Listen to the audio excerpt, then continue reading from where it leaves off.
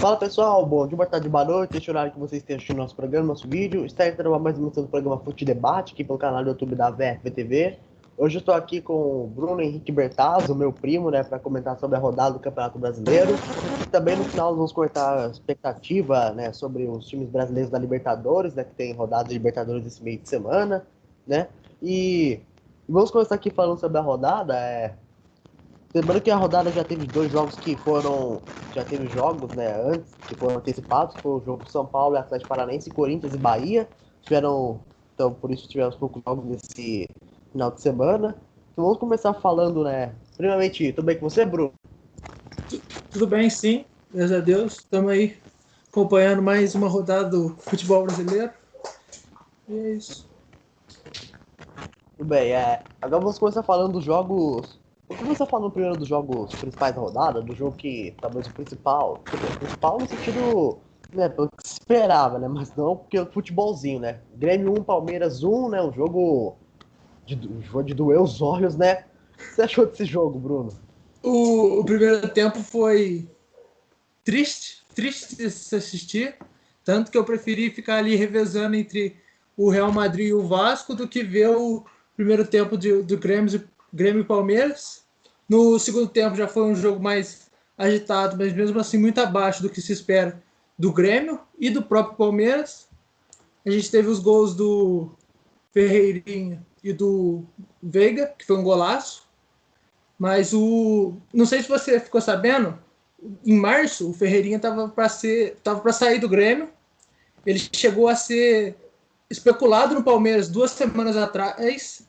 Ele renovou, fez a jogada e fez o gol em cima do Palmeiras. Daí, mano, a estrela do técnico, mas se bem que aquela questão que você falou, as equipes não estão jogando nada, né? O Palmeiras, o que acontece? O Luxemburgo de empates em vitórias enganosas vai conseguir segurar no Palmeiras, né? O Luxemburgo, que, tudo bem, Palmeiras até agora no ano tem somente duas derrotas, né? Só duas derrotas. Uma foi pro Corinthians, no clássico que teve lá na penúltima rodada do Campeonato Paulista, o Palmeiras perdeu por 1-0, e outra foi pro RB Bragantino lá no início do ano, antes da pandemia, da paralisação, né? Ou seja, Palmeiras é. Só que o futebol do Palmeiras engana. O Palmeiras até agora é o único invicto no Campeonato Brasileiro, mas o futebol engana. É aquilo que eu costumo falar pro meu pai, né? Que essa invencibilidade do Palmeiras é tão enganosa quanto o Corinthians. Meu time tem um dos melhores ataques da competição. Uma estatística até inacreditável, na minha opinião, né? Mas é isso. E o Grêmio é aquela questão, né? O Grêmio, o Renato Gaúcho não consegue dar jeito nesse time, né? O Grêmio, para que tem um dos melhores elencos do país, na minha opinião, o Grêmio é um time, é um elenco bom, na minha opinião, um time titular que dá pra ver que é bom, né? Mas o Renato consegue dar jeito nesse time, né? Precisa melhorar o futebol, certo? E até para Libertadores, né? O quarta-feira já vai ter um Grenal decisivo pro. Não que o caso perca o Grenal, o Renato vai cair, mas que a batata dele vai assar cada vez mais caso perca esse jogo, né? E como é que você avalia a situação? O que o Palmeiras e o Grêmio precisam melhorar, Bruno? O que você acha que essas duas equipes precisam melhorar? Porque o futebolzinho tá. Como você disse, né, o jogo foi de doer os olhos, né? Eu não pude ficar revezando, né? Porque eu tava transmitindo o jogo pra uma rádio no YouTube, eu tava comentando o jogo, né? Mas foi um jogo de doer os olhos. O que Eu, Palmeiras e Grêmio. Pode falar, pode falar. eu acho que é o seguinte: o que aconteceu com o Palmeiras foi o mesmo caso do Corinthians, que contratou o Thiago Nunes. O Thiago Nunes é um baita técnico, teve um ótimo trabalho no Atlético Paranaense, mas o Corinthians não conseguiu dar continuidade porque o elenco do Corinthians não é adequado para fazer o que ele. A metodologia dele. Eu acredito que o Luxemburgo foi a mesma coisa. O Palmeiras ele tem um elenco, dois elencos, né? Um time reserva, um titular do mesmo nível. Só que o Luxemburgo, ele não é um futebol moderno, digamos assim. Os gols do Palmeiras não são de jogadas trabalhadas, são gols que acabam sendo arranjados. Então, eu acho que o que falta no Palmeiras é o time.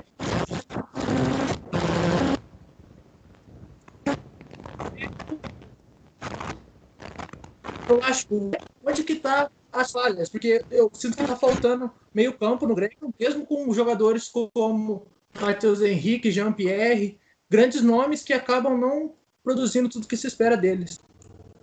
Eu acho que, e eu já vou até comentar se você falou do Palmeiras, né? Mas você acha que o Grêmio é.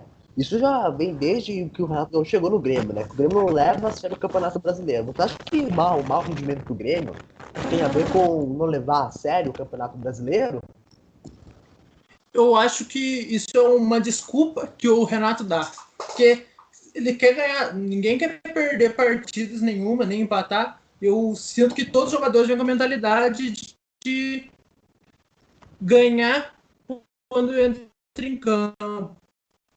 Mas, digamos assim, usar como desculpa esses péssimos resultados no brasileiro, é mais uma desculpa do Renato, porque a gente pode ver, no jogo passado, o Grêmio perdeu de 2-0 para a Universidade Católica, apresentando um futebol pífio, sendo dominado pelo time.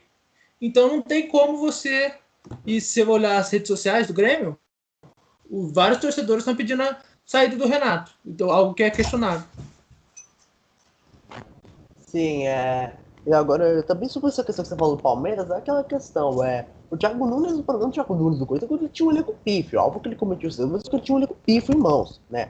Eu até costumo falar com meu pai, que é palmeirense, se o Palmeiras tivesse nas mãos do Thiago Nunes, por exemplo, o Palmeiras estaria muito melhor, na minha opinião. Eu acho que o Thiago Nunes, inclusive, estaria usando mais a base no Palmeiras, né? Isso na minha opinião. Você não acha mais ou menos isso? Eu acho que assim, o Patrick de Paula, esses nomes do Palmeiras se encaixariam perfeitamente no estilo de jogo do Thiago Nunes. Do Thiago Nunes, os jogadores que tem no Corinthians, eu acho que os únicos que ele realmente se adequaria, seria adequado para o estilo de jogo dele, seria o Cantillo, que sabe rodar a bola. O Luan, se tivesse na fase que a gente esperava dele, o que não estava. O Jô, que querendo ou não é um baita centroavante, mas que não, nesses últimos jogos, não vem jogando do jeito que se espera. Eu acho que essa é a únicas peças do Corinthians que funcionariam na mão realmente do Thiago Nunes.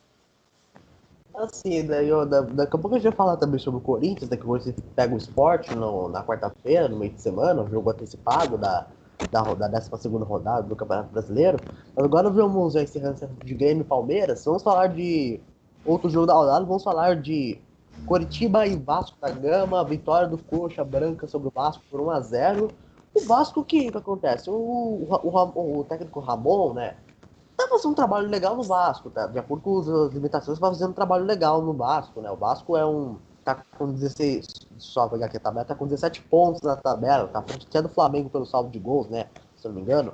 Então Então, assim, faz um trabalho legal, mas o que o torcedor tem que ter que ser elenco vai oscilar mesmo, né? Que eu acredito que pro Vasco, título não vai acontecer, isso não vai acontecer, né? Mas dá pra pegar uma campanha de Libertadores, pra Libertadores, por exemplo, né? O que você achou desse jogo? Um jogo que o Vasco até jogou melhor no segundo tempo, que foi castigado por um pênalti no final. Eu acho que não sei se você viu o lance do pênalti, mas foi um pênalti infantil por parte do Thiago Pikachu. Não, do Iago Pikachu, perdão. Mas o time do Vasco, se você for pegar para analisar, ele não é um time que joga bonito. Ele é um time que consegue criar e ele é muito dependente do Leandro Castan na defesa, do Benítez. O jogo passado, o Benítez ele não começou de titular e o Vasco não apresenta o mesmo rendimento que apresentou, por exemplo, contra o Botafogo no jogo de 3-2, porque o Benítez não jogou e o Cano é um homem que precisa, você pode ver no jogo que ele sai para buscar o jogo, mas ele precisa de alguém para armar para ele. Não apareceu o Curitiba, que joga bem dentro de casa, ele tem mais posse de bola, ele joga bem realmente dentro de casa. Ele conseguiu aproveitar uma falha do Iago Pikachu, que fez um pênalti infantil, pediu para voltar o pênalti, porque o Sabino bateu muito mal, e até porque teve o Fernando Miguel saiu, né, antes do tempo, ele não estava com os dois pés na linha, como voltou, fez, Vasco, eu acho que aquilo lá era para ter sido um empate, o resultado mais justo naquele jogo, porque também não foi um jogo animador de nenhuma das equipes. Assim, eu acho que o resultado mais justo também, como você disse, era um empate, na minha opinião, né? Porque então a questão, o Vasco é uma equipe que vai oscilar mesmo. O Ramon faz um trabalho legal, mas é uma equipe que vai oscilar mesmo, né? Eu acho que até o Vasco tem jogadores interessantes, na minha opinião. Eu acho que até tem peças boas, sabe? Só que ainda é um time limitado, um elenco limitado, né? Que vai oscilar mesmo, como eu disse. É um jogo que eu acho que merecia ter sido empate, agora o jogador do Coritiba foi salvo pelo que o Fernando Miguel se adiantou, né? Porque bateu muito mal pênalti. Esse é o mal do jogador brasileiro na hora de bater pênalti. Esse preciosismo na hora de bater pênalti, cara. Sabe o que faz? Bate o pênalti. Eu tô falando isso porque voltou o pênalti, né? Mas bate o pênalti forte, sabe? Que não dê chance pro goleiro no alto, que não dê chance pro goleiro.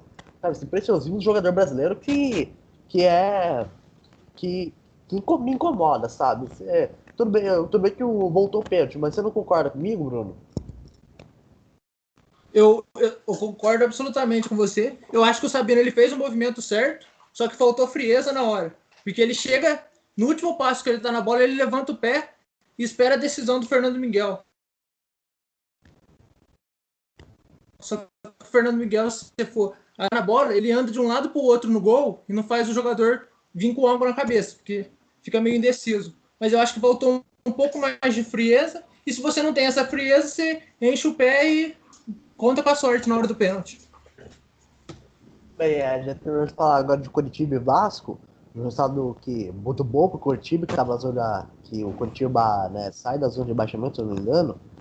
Não, sai da zona de rebaixamento do Coritiba, né? Um resultado bom pro Coritiba, o Vasco permanece com seus 17 pontos. Agora vamos falar do empate de Botafogo e Santos 0x0, outro jogo que, de certa forma, é que dá pra falar que o Santos até jogou melhor no segundo tempo, né? O que você achou desse jogo, Botafogo 0, Santos 0? Ó, eu acho que assim, o Botafogo ele fez contratações pontuais. Agora saiu o Luiz, eu não lembro o nome do jogador agora, mas ele foi para o Olympique de Marseille e ele era um dos grandes jogadores que faziam algo no Botafogo. Ele puxava um contra-ataque bem. O Calu joga muita bola. O Honda, que não foi titular no jogo, mas o primeiro tempo foi um jogo equilibrado, mais equilibrado para o Santos do que para o Botafogo. E o segundo tempo, na minha opinião, foi um domínio do Santos. Só o Santos criou e o Gatito, um baita goleiro, foi definitivo no empate. E uma curiosidade é que no final do jogo, Marcelo Benevenuto, zagueiro do Botafogo, disse que eles mereciam ter ganhado, que o jogo foi completamente deles, e você pega para ver as estatísticas e ver o jogo, não é isso que mostra. E agora eu queria falar com você sobre o Marinho. O Marinho mais uma vez jogou muito no Santos, né? Você não acha que ele merecia ter sido convocado, o Marinho, para a seleção? Eu concordo plenamente com isso que você disse, só que eu acho que nessa fase que estamos passando agora, o ideal não seria convocar nenhum jogador do Brasileirão, porque a gente está no processo de pandemia e o jogador que é convocado, ele tem que passar por uma quarentena antes do jogo e depois para voltar para o clube. Então, por exemplo, Everton Ribeiro e Rodrigo Caio vão desfalcar o Flamengo em 3 jogos. E o Tite ele não costuma colocar para jogar esses jogadores do Brasileirão que ele convoca. Por exemplo, o Rodrigo Caio já foi para a seleção ano passado, o Gabriel, e eles começam no banco e acaba não rendendo, não sendo bom para o clube, mas eu acho que sim, pelo que o Marinho vem jogando, ele devia ser uma das convocações inquestionáveis do Tite. Você achou que a convocação foi boa? Eu acho que foi justa? Eu acho que assim, o Tite, ele tá dando uma leve errada ali, porque, por exemplo, ele convocou o Gabriel Menino. Boa convocação, na minha opinião, porque ele tem que começar a convocar gente mais nova, que pode jogar a próxima Copa e já vai se adequando. Agora, por exemplo, convocar o Thiago Silva, eu não vejo como uma boa convocação, porque o Thiago Silva ele já está velho, está no ápice da idade, até mesmo que esteja jogando no Chelsea, faltam 2 anos ainda para a Copa do Mundo, e a gente não sabe se o Thiago Silva até lá vai estar nas condições ideais para fazer uma boa Copa. E até ser convocado, no caso. Sim, assim, eu já sobre a convocação até falei no meu vídeo, só falando lá no Futebol em Pauta, no programa, que tá lá, sobre uma convocação. Eu achei que foi boa a convocação, na minha opinião, sobre essa questão que você falou dos desfalques dos times brasileiros, assim, é uma coisa que vai ter que se acostumar, né? Por exemplo, é só olhar o calendário da CBF pro ano que vem, para a temporada 2021, né? Ou seja, não vai ter parada, né? Justamente por essa questão da pandemia, né? Então, vai ter desfalques dos times, assim, eu acho que a convocação do Rodrigo Caio e do Everton Ribeiro foram merecidas, né? meio que, se a gente for analisar essa questão do Flamengo, né, muita gente da imprensa esportiva falava, a seleção tem que ser praticamente toda do Flamengo, você colocar para a seleção brasileira. Meio que o Flamengo voltou depois da pandemia, meio que então, é mais ou menos. Daqui a pouco a gente vai falar do Flamengo na Libertadores, né? Que Flamengo na Libertadores, né? Mas o Flamengo, né? Meio que a pandemia ferrou o Flamengo, né? Sobre o Botafogo e Santos, que eu esqueci de falar aqui, o jogo por um tempo, equilibrado. Segundo tempo, o Santos praticamente dominou o jogo, né? O Gatito salvou o Botafogo, né? Marinho novamente melhor em campo, na minha opinião. Aquele outro garoto do Santos lá, que agora não tô lembrando o nome, não me fale na cabeça, aquele outro garoto do Santos. Você lembra o nome dele? Arthur Gomes? É isso, esse aí, Arthur Gomes jogou bem também. Foi o segundo melhor em campo. Assim, um jogo que acho que foi o segundo tempo, o Santos merecia ter saído com a vitória. Bom, esse é nossas opiniões sobre Botafogo e Santos. Também aproveitamos para falar sobre seleção brasileira. Vamos falar agora de os jogos que aconteceram no sábado, né? Temos novo líder do Campeonato Brasileiro, o Galo, forte vingador, é o novo líder do Campeonato Brasileiro. Mas primeiro vamos falar do jogo do Internacional, que perdeu para o Fortaleza por 1-0, que o Cudê poupou os titulares, né, para a Libertadores, que vai ter no meio de semana, mas para o Grenal, né? Mas assim, mesmo tendo Grenal na quarta-feira, não há necessidade de poupar os jogadores, né? O que você achou dessa partida do Inter? Daqui a pouco a gente vai falar do Atlético Mineiro, que é o novo líder, dessa vitória do Fortaleza também sobre o Internacional por 1-0. O Fortaleza ele é um time que vem. Ele não tem grandes peças, mas ele é um time bem treinado e com, os jogadores eles sempre jogam com raça e vontade. O time do Internacional, eu se fosse o deles, ele se decidia. Porque ou ele joga a Libertadores ou ele joga o Campeonato Brasileiro. Os dois, o time internacional não tem elenco para conseguir competir nos dois. E eu ficaria com a Libertadores, porque o Campeonato Brasileiro ele é muito mais longo e o elenco do Inter é muito limitado. Perdeu peças como o Guerreiro, que são extremamente importantes e insubstituíveis. Trouxe o Abel Hernandes, que realmente joga muito bem, mas não tem como você ficar querendo competir pelos dois campeonatos. Então, eu acho que o Cudê fez certo em abdicar, mas eu também acho que você tem que poupar direito. Por exemplo, igual o Jorge Jesus fazia ano passado. Ele não poupava o time inteiro, mas ele poupava um jogador ou outro que fazia a diferença dentro de campo. Então, eu acho que no Inter falta isso. E o Fortaleza, ele vem mais uma partida, um golaço do Felipe, de fora da área, mas não foi um jogo animador. Foi um jogo com poucas chances claras, dois times que se estudavam bastante e não foi um dos melhores jogos que eu vi nessa rodada. Pior que Grêmio e Palmeiras não foi, né? Mas eu não acho que foi um jogo assim de todo ruim, né? Eu acho que até que foi uma vitória assim. Assim, eu acho que pro jogo acho que o resultado mais merecido é um empate, na minha opinião, sabe? Porque como você disse, né, foram poucas chances claras criadas, né? E o Inter, assim, eu não vejo como um elenco limitado, sabe? Mas eu não vi necessidade de poupar. Eu não vi necessidade de poupar, assim, mesmo tendo o Grenal na quarta-feira, que o Grenal lá no Rio Grande do Sul sempre um jogo importantíssimo, né? Das duas equipes, obviamente. Mas eu não vi necessidade de poupar. O jogo é só quarta-feira. O Inter tá na liderança do Campeonato Brasileiro. É um jogo que, né, se o Inter fosse com força máxima, poderia abrir mais vantagem, certo? Tudo bem que o Atlético venceu, mas o Inter perdeu a liderança pro Atlético Mineiro, né? Esse Campeonato Brasileiro tá muito equilibrado. Esse Campeonato Brasileiro que tá muito equilibrado, pra mim foi uma grande burrada não poder ter poupado os titulares. Aquele que você falou do Jorge Jesus, né? Alguns jogos não tem necessidade grande de poupar jogadores. Não tem como esse, por exemplo. Como disse, mesmo tendo o Grenal na quarta-feira, não havia necessidade de poupar os jogadores, né? O Cudê, que é um técnico argentino, que fez isso, né? Eu não vi grande necessidade. E agora vamos falar também que o Campeonato Brasileiro tem um novo líder. Eu já tô achando que esse Campeonato Brasileiro só vai ter seu campeão definido na última rodada, né? Por essa questão que eu falei que tá muito equilibrado. Né? O Atlético Mineiro é o novo líder do Campeonato Brasileiro, venceu o Atlético Goianiense por 4-3 fora de casa, um jogão, acho que o melhor jogo da rodada, na minha opinião.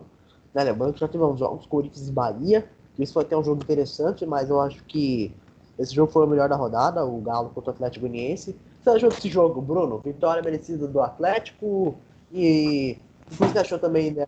Você acha também que o Atlético vai conseguir para ser campeão brasileiro? Eu já disse aqui semanas atrás nos programas, né, que eu até comento no meu Twitter, que eu acho que o Atlético vai ser o campeão brasileiro. Né? E o que você achou dessa partida do Atlético? O Atlético ele fez uma boa partida.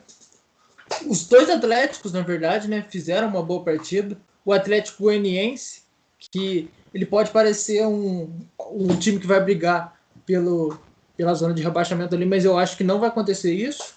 Ele é o pessoal pensa, mas eu acho que ele consegue brigar ali na parte não de cima da tabela, mas ali entre o 10º colocado, porque ele pode não ter grande elenco, mas ele tem bastante técnica e um treinador muito bom. O Atlético Mineiro, ele é um time completo. Tem treinador, goleiro, reserva do goleiro, tem todas as peças que um bom time precisa ter. E também tem muita sorte, né? A gente pode ver nos lances do jogo que o Atlético Mineiro dominou o jogo, mas ele não foi preciso. Então tem um lance que o zagueiro do Atlético Goianiense está jogando mal e o Atlético Mineiro acaba fazendo gol com o Keno, mas é isso que vai ser o Campeonato Brasileiro até o fim. Vai ser falhas por causa do desgaste que os jogadores vão ter com jogos no meio da semana e no fim de semana. E eu repito o que você disse. É muito difícil cravar um campeão para esse Campeonato Brasileiro. Se não houver disparada nessas próximas 3 rodadas, eu acho que ninguém dispara mais e vai ficar nessa briga intensa até o fim do campeonato. Sim, eu acho que o Atlético ele pode sobressair pela questão, vários desses times que se colocam como postulantes ao título, como o Palmeiras, o Flamengo, o Grêmio, que já também se distanciou novamente, né? Já largou o Campeonato Brasileiro novamente, mas o Internacional esses times, assim, por exemplo, o próprio Inter deu exemplo, contra o Fortaleza vai pôr o posto do para a Libertadores. E o Flamengo e o Palmeiras é a mesma coisa. O Flamengo tá mal, né, por enquanto. O Palmeiras com esse futebolzinho aí. Por isso que eu acho que o Atlético talvez sobressai, né? Porque o Atlético só tem o Campeonato Brasileiro. Mas foi eliminado da Copa do Brasil e foi eliminado da Sul-Americana e não tá na Libertadores, né? Ou seja, então eu acho que o Atlético pode sobressair nesse ponto. Eu acho que talvez seja uma temporada que, novamente, né, depois de muito tempo, temos o campeão definido só na última rodada, né? A última vez que aconteceu isso foi em 2011, né? E talvez seja igual em 2009, né? Que o menos pior foi campeão brasileiro, né? O que foi mais eficiente foi campeão brasileiro agora em 2009, né? Porque tá muito equilibrado, né? Tem os times que tentam apresentar algo diferente, como o Atlético Mineiro e o próprio Internacional, na minha opinião, que tentam apresentar algo diferente, futebol mais moderno, então sofrem com isso, né? Com essa questão, né? Dessa questão da pandemia, né? Por isso a pandemia meio que quebrou a expectativa de todo mundo, né? Qual a expectativa antes da pandemia? Que o Flamengo fosse ganhar tudo novamente. E a pandemia meio que também ferrou o Flamengo de certa forma, né? O Jorge Jesus, na minha opinião, tinha dado uma recaída, na minha opinião, né? Por causa que fez 2 partidas, ganhou o Campeonato Carioca contra o Fluminense, mas partidas abaixo, né? Então eu acho que o Atlético ele pode sobressair em relação a isso, eu acho que vai ser o campeão, mas eu tô achando que vai ser tudo definido na última rodada. Você acha que vai ser assim, o campeão brasileiro definido na última rodada? Eu acho que é o mais próximo disso. Se não for na última, é na penúltima. E por aí vai. Em 2009, o Flamengo foi o campeão. E no primeiro turno ele estava sendo cotado para rebaixamento. Quando foi ver, o time começou a ganhar e se tornou campeão. Então é o que você disse. O time que errar menos vai ser o campeão. O Santos está em 6º ou 7º, se eu não me engano. E tem 16 pontos. Para o líder, são 5 pontos de diferença. É isso, você pode confirmar aí. E então, se você pega para analisar os jogos que tem ainda, o Atlético Mineiro vai pegar jogos difíceis. Então, por exemplo, já na próxima rodada tem São Paulo e Internacional. Um jogo que vale 6 pontos. Então a gente não pode esperar nada, porque os grandes jogos, os que vão definir, estão realmente no fim da tabela. E o Brasileiro também tem jogo importante, né? Palmeiras e Flamengo, né? 2 times que não estão apresentando grande futebol, né? Agora a gente vou só falar aqui jogo do Galo, é uma vitória, acho que até, sabe, acho que pro jogo em si, acho que o resultado mais vencido era o empate, sabe, porque o Atlético Mineiro jogou bem, na minha opinião, abriu o placar, o Atlético Mineiro virou, e assim, o jogo foi muito bom, principalmente no segundo tempo, que o Atlético empatou, o Atlético Goianiense virou, né, num passe do Janderson, pro jogador do Atlético Goianiense, que fez o gol na virada, esse Janderson que no Corinthians foi um horror, só fez passar raiva, esse Janderson, meu Deus do céu, mas no Atlético Goianiense pelo menos que resolveu jogar um pouco, né, e o Atlético o Mineiro empatou de volta, né, virou o jogo com o Keno, o hat-trick do Keno, noite inspirada do atacante do Atlético Mineiro, e né, deve ser peça importante para essa caminhada do Atlético Mineiro no Campeonato Brasileiro. E venceu por 4-3, uma vitória merecida, né? E eu acho que, eu volto a dizer que a minha opinião, que eu acho que o Atlético será o campeão brasileiro desse ano, mas vai ser difícil, né? Porque, como diz, uma temporada bem equilibrada. E agora a gente vai, já terminamos de falar aqui do jogo do Atlético Mineiro, né? Vamos falar agora de qual a expectativa dos times brasileiros na Libertadores, né? Queria como agora eu vou começar falando do Flamengo. Bruno, você que é flamenguista, você teve desgosto de ver aquele jogo na quinta-feira. Você teve desgosto de ver aquele jogo na quinta-feira, aquele 5-0 que eu comentei sobre esse jogo no meu artigo no jornal Impacto, pra quem quiser ver depois pode ir lá. Mas é o jogo do Flamengo. Agora, você espera desse jogo contra o Barcelona de Guayaquil, contra o Flamengo, que tem vários desfalques, né, por conta da Covid-19, né? Eu queria que você falasse, comentasse desse jogo contra o Independiente Del Valle e sobre o que você espera para esse jogo contra o Barcelona de Guayaquil, né, do Equador, né, o Barcelona do Equador, amanhã, que é o jogo que vai ter já amanhã. O que você espera para esse jogo? Como é que você espera? O que você espera do Flamengo com esses desfalques, né?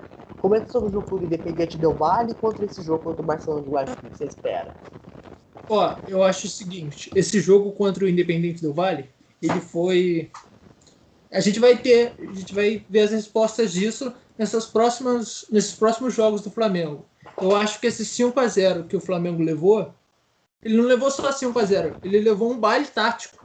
O Flamengo ele não ganhou, os 5 gols não foram placar ilusório, foi um placar completamente justo. E eu acho que a partir desse 5-0 serve para o time e o treinador acordar, arrumar o jeito de jogar do Flamengo, porque senão a gente pode começar a cair em diversos campeonatos. O grupo do Flamengo, na minha opinião, é o mais difícil dessa Libertadores, é o grupo da morte, que tem o Barcelona de Guayaquil, o Independente Del Valle e o Mangueira. Barcelona, isso, Júnior Barranquilla, perfeito. E amanhã, no caso, né? O Flamengo vai jogar com 7 desfalques e trouxe garotos da base, como o Rodrigo Muniz, o Ramon vai para o jogo, João Gomes. Então eu acho que a gente pode esperar uma partida melhor do que a gente viu na semana passada. O time eu acho que ele vai entrar com vontade de ganhar. Se os jogadores os da base, se eles entrarem com raça, eles conseguem fazer uma boa partida, porque qualidade técnica tem. E um bom, assim, o que a gente pode perceber desses desfalques é a grandiosidade do elenco do Flamengo, porque o time que joga sem Gabriel Barbosa, sem Diego Alves, sem Felipe Luiz, sem Mateuzinho, sem Isla, ele consegue repor o elenco em um nível bem alto. Então, a escalação do Flamengo provável, o único que mudaria ali para o time titular, porque não é titular, é o lateral direito, que talvez o René jogue improvisado, como ele já vinha fazendo em outros jogos, e jogue o Ramon, que já foi colocado em 1 ou 2 jogos, se não me engano, lateral esquerdo. Vamos ter lá no meio campo o Everton Ribeiro, a Arrascaeta, o Gerson e o Thiago Maia. No ataque tem o Pedro. Então, eu acho que isso é um bom fator que a gente pode absorver de todo esse mal que a pandemia tem causado. Que o Flamengo ele tem um elenco bom que consegue substituir ao mesmo nível quando ocorrem situações como essa. Esperar melhorias nesse próximo jogo. Se o Flamengo ganhar de 1-0 é algo esperado, e se ganhar de 3-0 é algo esperado também, porque a gente não sabe o que pode vir.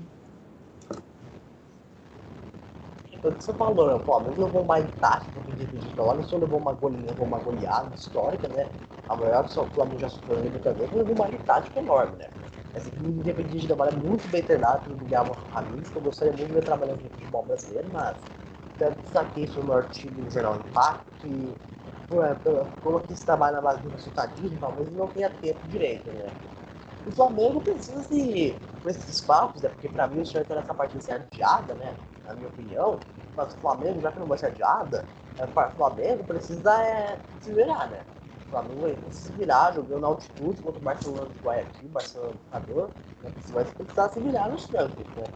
Assim, eu acho que o elenco B do Flamengo, sabe, melhor que muitos elencos aqui do futebol brasileiro, na minha opinião, sabe? Melhor que muitos times aqui do futebol brasileiro, na minha opinião, mas por enquanto não tá vendendo, né?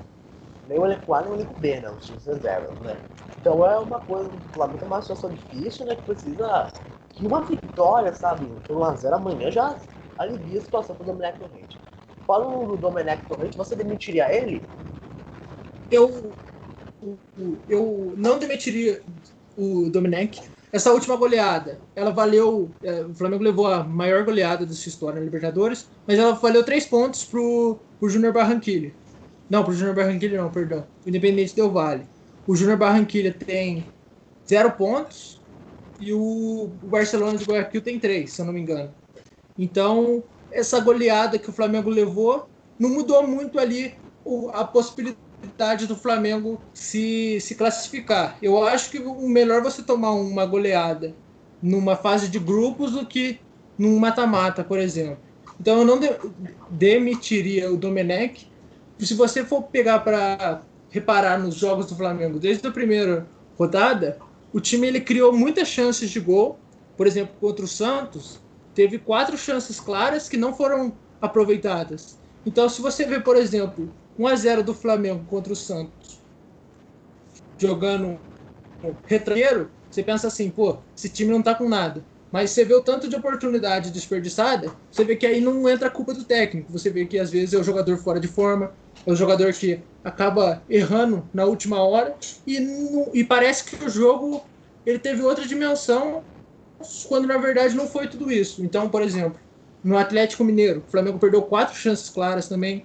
Os 2 jogos que o Flamengo realmente jogou mal, 3 na verdade, que o time não conseguiu fazer nada, foi contra o Botafogo, que o time jogou realmente muito mal, contra o Grêmio, o time não fez nada, e o Ceará, quando ele teve 2 chances claras do Gabriel Barbosa, ele desperdiçou as 2, como vinha fazendo em outros jogos.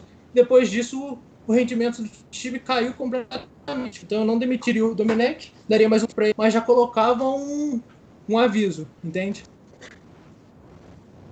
Assim, eu acho que essa questão do Flamengo, eu acho que o técnico e o jogador tem que ser cobrados. Porque pra mim, tá faltando uma certa vontade dos jogadores do Flamengo. Não sei porque essa questão do rodízio, não sei se essa questão do rodízio que o Domenech Torrente tá fazendo, né? Mas tá faltando vontade dos jogadores do Flamengo, né?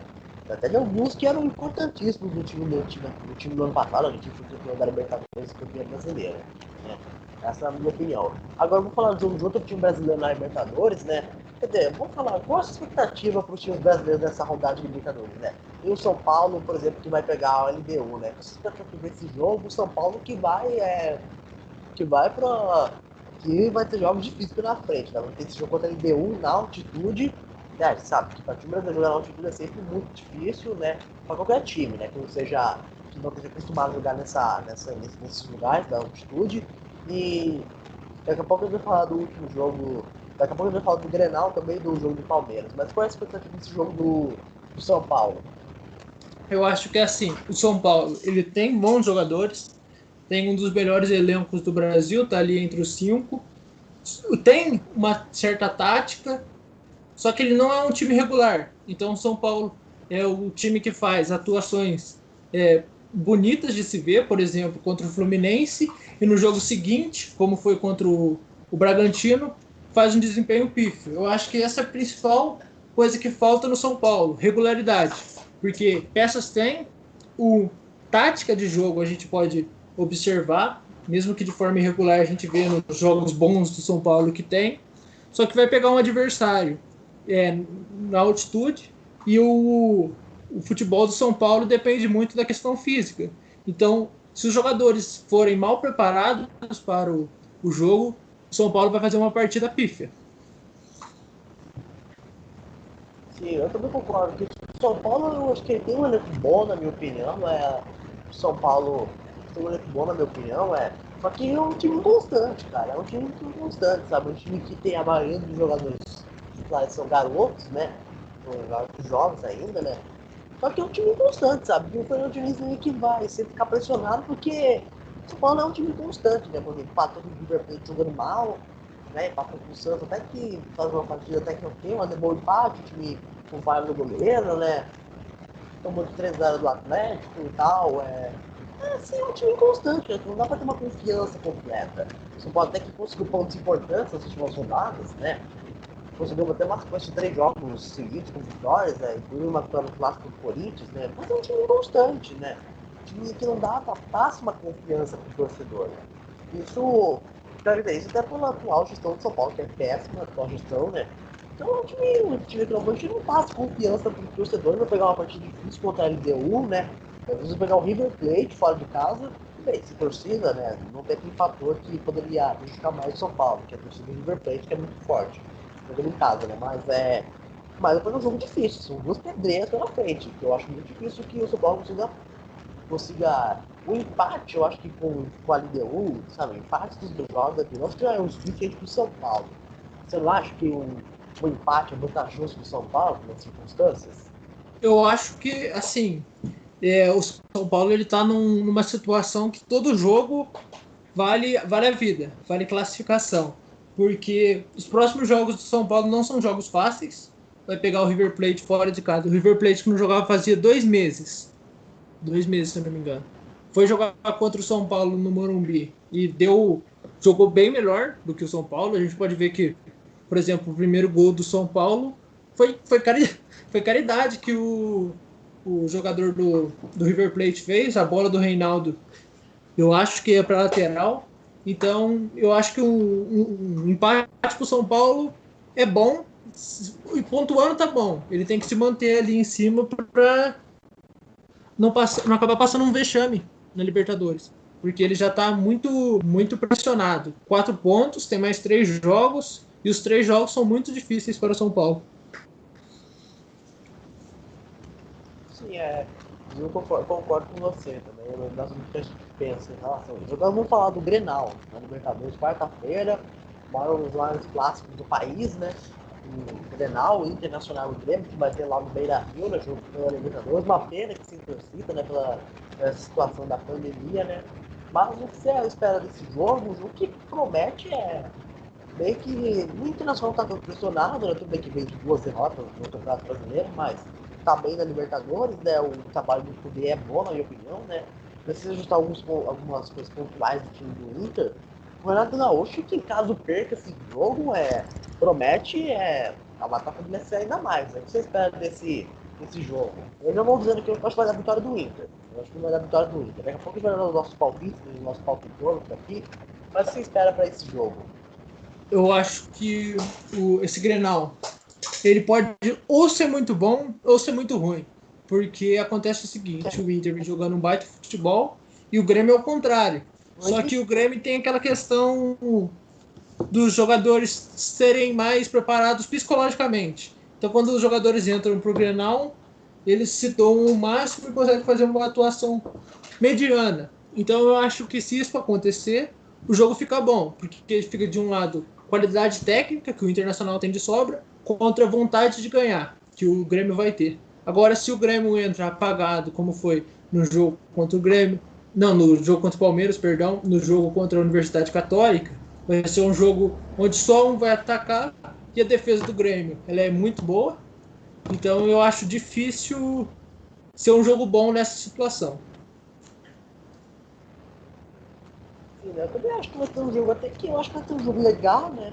Na minha opinião, alguns Grenais ultimamente até que não sendo muito jogos assim tão legais, né?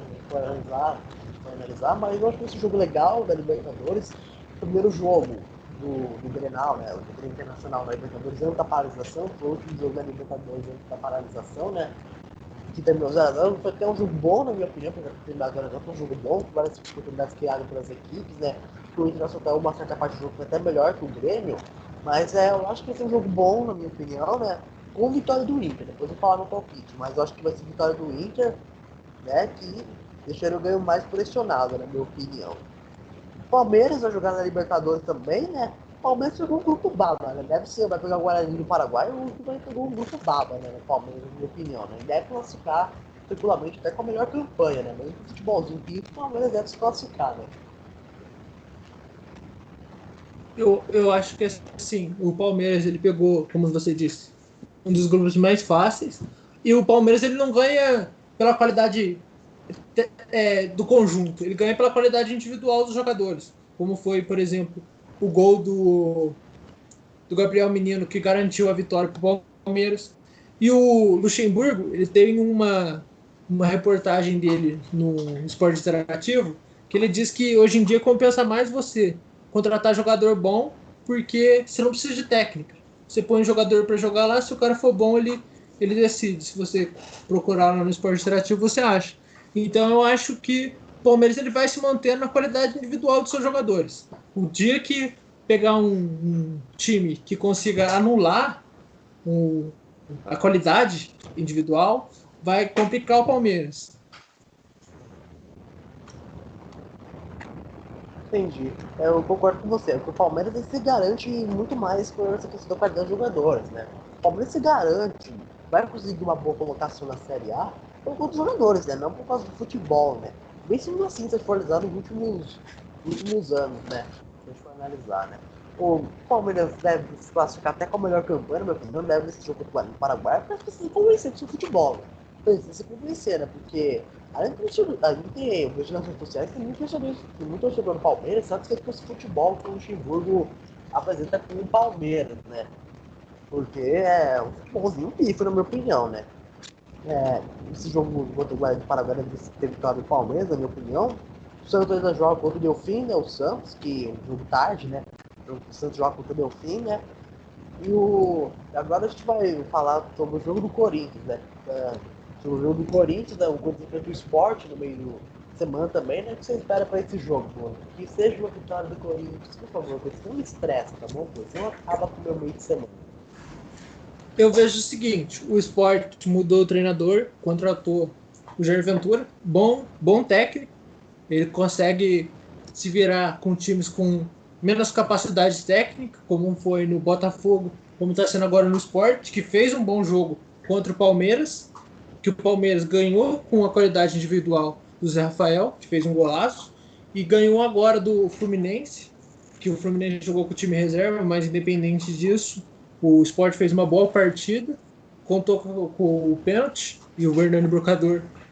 E eu acho que vai ser uma partida que tem tudo para ser ótimo. O Corinthians agora, com o Coelho reassumindo, nesse último jogo contra o Bahia, ele fez um. O Corinthians fez um bom jogo. Os dois gols do Corinthians foram bonitos. O último é maior. E eu acho que esse jogo tem tudo para ser um jogo bonito e disputado. Entende? É o meu ver. Quem vai falar, quem vai ganhar, não posso te dizer, né? Mas eu acho que vai ser um jogo bonito. Assim, eu discordo de você, eu não acho que esse é um jogo bonito. Disputado deve ser, mas bonito eu não diria, sabe? Bonito eu não diria, sabe? Porque o que acontece? O Corinthians melhorou, sabe? Eu acho que no jogo contra o Bahia, o Corinthians até melhorou ofensivamente, na minha opinião. Eu acho que até mais objetivo não ter a posse de bola, né? Só que, defensivamente tá me preocupando, né? Porque o Bahia criou várias chances no jogo de quarta-feira passada, né? O Bahia criou várias chances, poderia ter feito mais gol, na minha opinião, né? Agora, o Corinthians eu espero sim um time mais organizado na partida contra o Sport, né? O Sport vai equipe organizar também, melhorou nas mãos do Jair Ventura, né? Conseguiu vencer o Sport na Arena do Grêmio, empatou com o Palmeiras no Allianz Parque, né? Venceu o Fluminense na última rodada, por 1x0, né?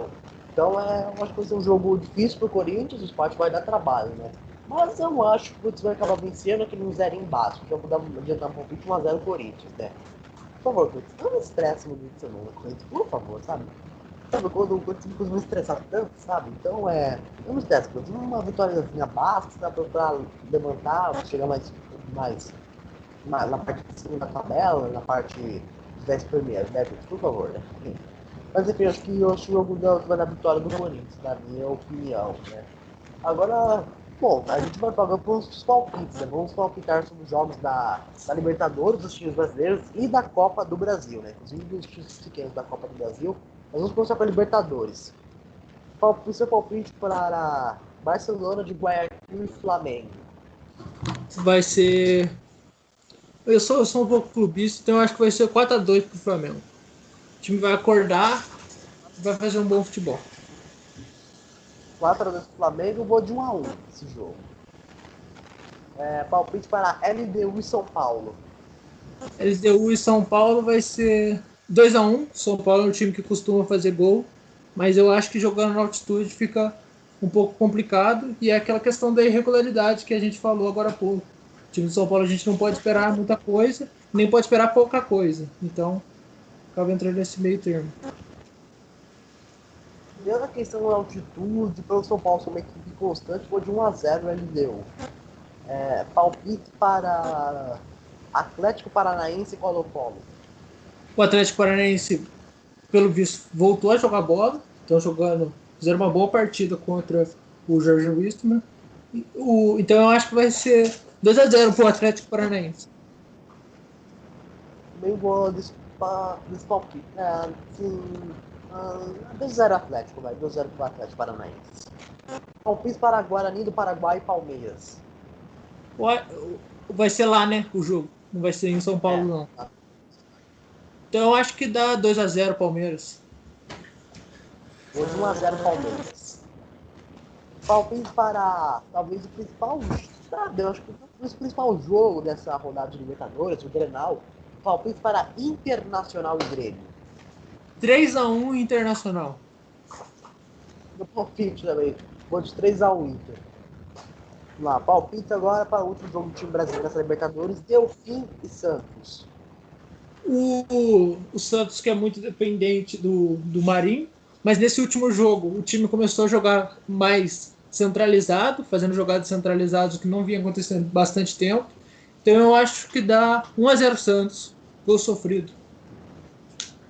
Eu acho que o time, assim, eu acho que ainda é uma equipe muito dependente do Marinho, mas acho que virou uma equipe mais leve nas coisas do clube, sabe?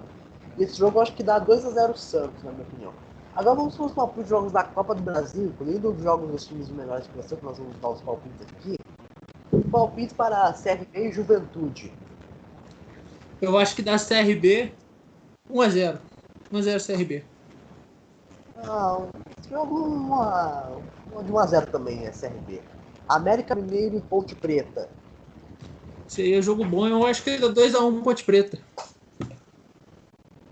De 2-1 América Mineiro, acho que é uma equipe bem treinada pelo Lisca doido. Palpite para Ceará e Brusque. Eu acho que dá 3-0 Ceará. O Ceará tem jogando bem ultimamente, então eu acho que consegue um placar amplo.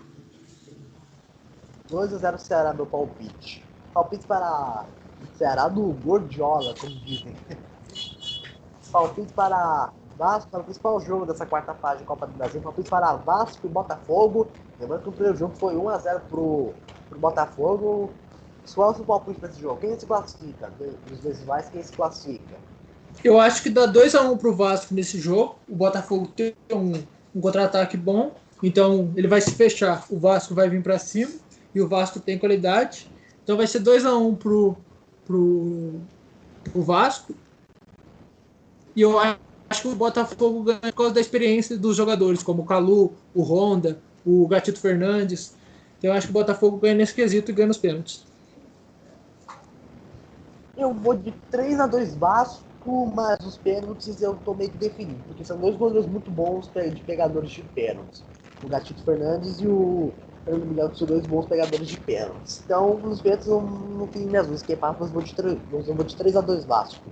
Também o último jogo, Atlético Goianiense e Fluminense. Lembrando que o jogo de ida foi 1-0 pro Fluminense. Seu palpite para esse jogo, quem se classifica? O jogo vai ser agora lá em Goiás, né? Então eu acho que dá 3-1 Atlético Goianiense. O time que vem fazendo bastante gols, mas não tem uma defesa tão sólida. 3-1 no meu palpite. 1-1 esse jogo, eu acho que o Fluminense classifica para as oitavas de final. Bom, pessoal, esse foi o programa Fute Debate, que no canal do YouTube da VFP TV.